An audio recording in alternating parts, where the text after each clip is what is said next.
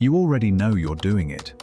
You can see the pattern from the outside, name the loop, and explain exactly why it keeps happening. But then the trigger hits, and you're already 3 steps into the chain before your conscious mind even shows up. This isn't a discipline problem or a lack of willpower. It's a timing problem, and Carl Jung had a specific name for the part of you that's running the show before you even get there. Here is what nobody tells you about self-awareness. Knowing doesn't stop the chain. You can spend years in therapy, read every book on attachment theory, and understand your childhood wounds in precise detail, but you'll still send that avoidant text or delay the project until it's too late to do it well. Knowing why you do something and being able to stop yourself from doing it are 2 completely different problems. And if you've ever sat with the frustration of watching yourself repeat a pattern you fully understand, you already know that. The reason for this disconnect is timing. By the time your conscious mind has language for what's happening, the chain has already moved and the trigger has fired. The old schema activated, which is that deep groove of belief you built years ago to survive something, and now the urge is already running. You're not making a choice at that point, but instead, you're watching yourself from 1 step behind, while your body and nervous system execute a plan you didn't consciously authorize. Jung called the part of the psyche that operates below conscious awareness the shadow. He didn't mean this in a mystical sense, but in a very specific functional way, because the shadow is the part of you that acts before you have words for it. It's the pattern running before the self arrives. And the problem with shadow material isn't that it's dark or shameful. The problem is that it's fast, and it moves before you're even watching. CBT researchers mapped the same thing from a different angle when they came up with the term automatic thought. This is the instant interpretation your mind generates in response to a situation before any deliberate reasoning kicks in. The automatic thought isn't random because it comes from a schema, which is a belief structure you built so early that it feels like reality rather than just an interpretation. You might tell yourself you're going to fail, or that everyone is going to leave, but these aren't conclusions you're reaching in the moment. They are templates your mind is running fast below the surface. And while the situation changes, the template stays exactly the same. This is particularly hard for the self-aware overthinker because your intelligence actually works against you here. You're good at generating explanations, so when the chain fires and you notice you've already procrastinated or over-explained yourself into a corner, you immediately build a very coherent story about why it happened. The story is usually accurate and references your history and your psychology, but because it arrives after the behavior, it isn't an intervention, it's just narration. Narration feels like progress because it sounds like understanding, but it isn't. Understanding that you avoid vulnerability because your early home life was unpredictable doesn't stop you from pulling away the next time your nervous system reads a cue as dangerous. Insight lives in the prefrontal cortex, but the chain fires from somewhere much older and faster. No amount of accurate post-game analysis changes where the chain started or how quickly it ran. This is the specific trap for people who've done real psychological work on themselves. The more you understand your patterns, the more sophisticated your narration becomes.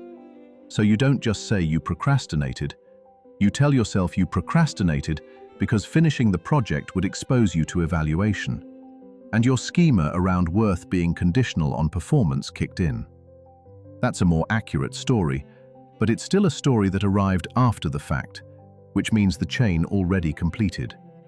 You're describing what happened instead of interrupting it. So the question to hold isn't, why do I keep doing this? You already know the answer to that, and you've probably known it for a while. The real question is, where in the chain can you actually get there in time? The chain does have a beginning, and that beginning is much earlier than you've been watching. The trigger signal is a physical event, or a behavioral micro-shift that happens in the body or in your attention before the automatic thought has fully formed. It happens before the schema has activated and before the urge has any momentum. That's the window. And it doesn't require insight, understanding, or a more precise story about why the pattern exists.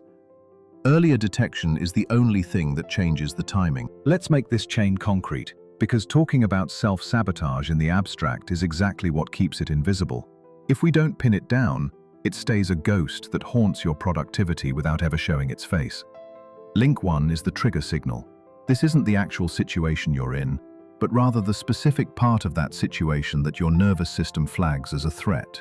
Two people can get the exact same email and have completely different chains fire off, because the trigger isn't the text of the email itself. It is the layer of meaning their internal schema reads into those words. Maybe it is a subject line that feels like a critique, or a request that implies you aren't doing enough, or even a silence where you expected a reply. The trigger is almost always about how you are seen, or how you relate to others, even when it looks like a simple task on your to-do list. It starts outside of you, but it lands deep inside. Link 2 is the automatic thought. This happens in less than a second, and it is rarely a full, logical sentence. It is more like a flash of meaning that hits you before you can even think. You might feel a sense of, "Here we go again," or "I knew this would happen," or perhaps a sudden, "I can't handle this right now." Your mind is pattern matching to old data faster than your deliberate thoughts can form. If you have never caught this link before, it is because you have been looking for your behaviors while missing the thought that came 2 seconds earlier. That tiny 2-second gap is exactly where the chain picks up all its speed. Link 3 is where the schema activates. This is the old, dusty belief that the automatic thought is sitting on top of. It is the invisible architecture of your mind that says things like, "I'm not good enough," or "Closeness is dangerous." This is why two people can have the same automatic thought, but act in totally different ways, because their underlying beliefs are pointing them in opposite directions. One person thinks, "They're disappointed in me," and starts a fight, while another person thinks the same thing and completely disappears. The schema determines which way you run and how fast you get there. Link 4 is the urge. This is the protective impulse. And that word, protective, is the most important part of this whole process. The urge is not a malfunction or a glitch in your brain. It was built to protect you from something that felt like a genuine threat at some point in your life. The urge to avoid finishing a project protects you from being judged and found lacking by others. The urge to pick a fight before a vulnerable talk protects you from the exposure of being seen clearly and still rejected. These are not irrational responses, but rather old solutions to real problems that are still running on outdated data. The protection made sense once, and that is why it stuck around. Link 5 is the behavior. This is the avoidance, the delay, the cold exit, or the over-explanation that buries your actual point. By the time you reach this stage, the chain has already finished its work. You didn't arrive at this behavior because you were thinking clearly or making a choice. You were moved through the chain by a momentum that started all the way back at Link 1, and Link 5 is just where that momentum finally landed. This video is sponsored by Senda, the AI journal that shows you the patterns and blind spots shaping your life. We just mapped how self-sabotage moves from signal to behavior. Senda helps you write, deepen, and revisit your thoughts so you can see what keeps repeating across entries. Try it free for 7 days through the link in the description. Now, let's make the first signal easier to catch. Let's run this through a specific scene because the chain is much easier to see when it is grounded in real life. Imagine you've been working on something that actually matters to you, like a real project you'd be embarrassed to fail at publicly. It is close enough to being done that finishing it is a real possibility. But then you notice you've opened 4 browser tabs and started reorganizing folders on your desktop. You don't really know why you're doing it, but it just happened. Here is what was actually running under the hood. The trigger wasn't the project itself, but the moment the project became real enough that people could finally evaluate it. That is when the automatic thought fired off, asking, "What if this isn't good enough?" The schema underneath it believes your worth depends on being perfect, so the urge tells you to avoid judgment by not completing the task. The behavior is the tab switching and the busy work. You can see it clearly now, but the chain was already at link 4 before you even noticed you'd stopped working.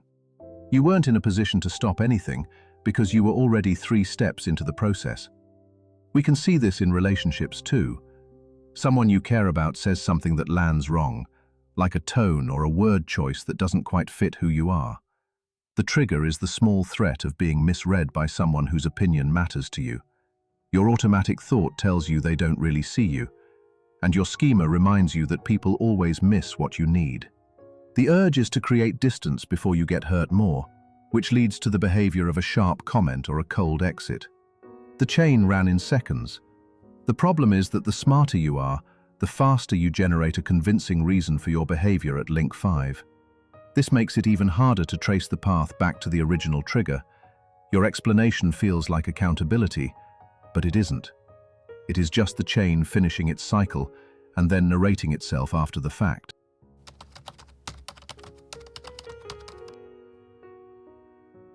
The only window you have to interrupt this process is at link 1. You have to get there before the automatic thought forms, before the schema switches on, and before the urge gains any real momentum. That is the only place in the chain where you can actually beat the system.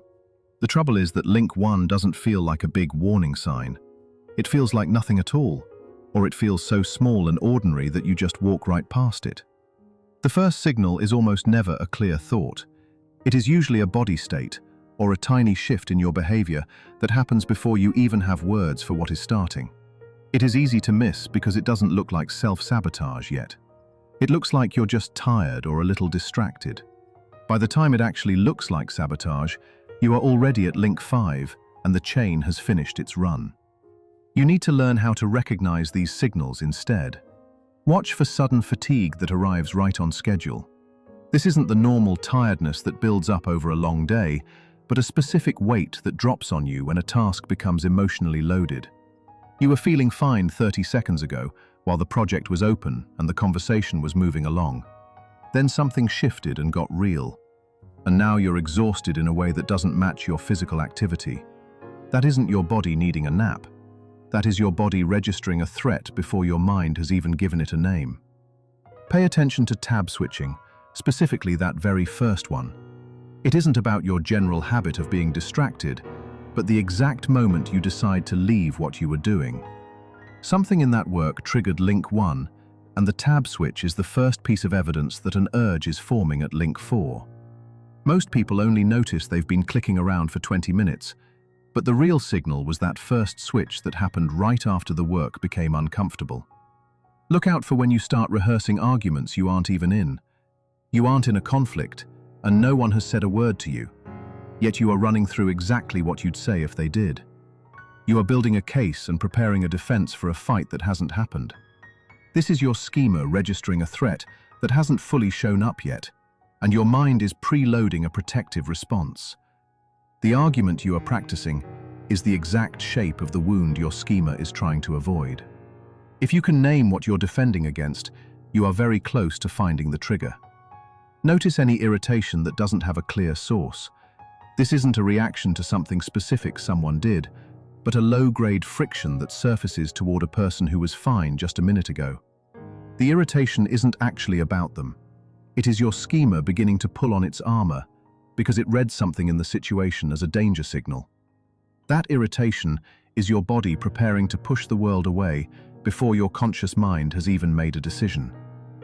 Then there is the urge to go quiet or disappear.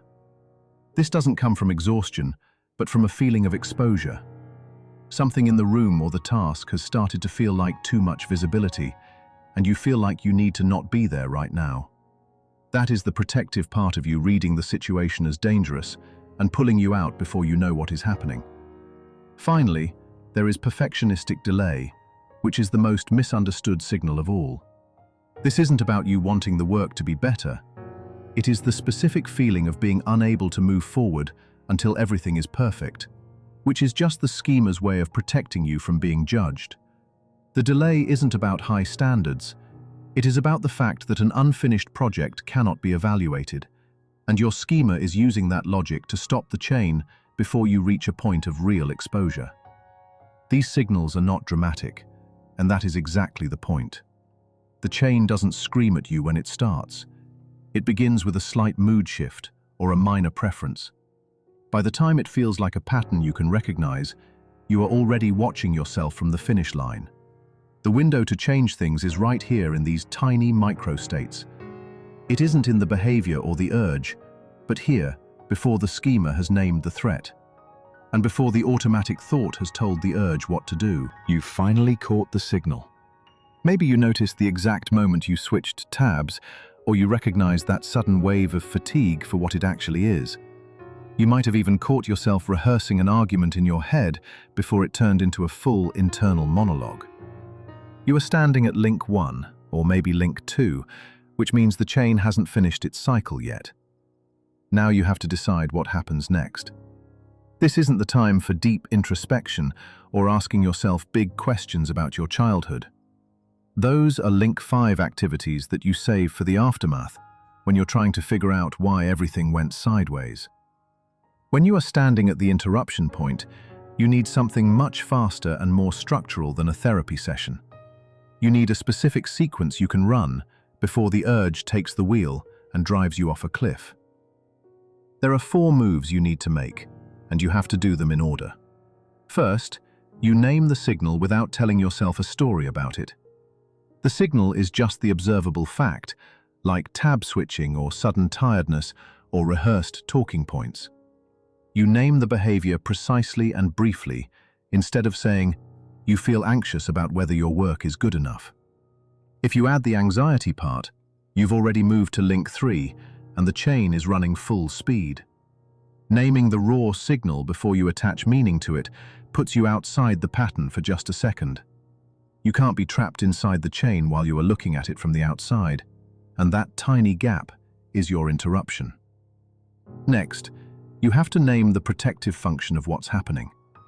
This isn't a failure or a weakness, so you should describe it as a job being performed. You might say, this is the part of you that avoids being judged, or the part that creates distance before someone can reject you.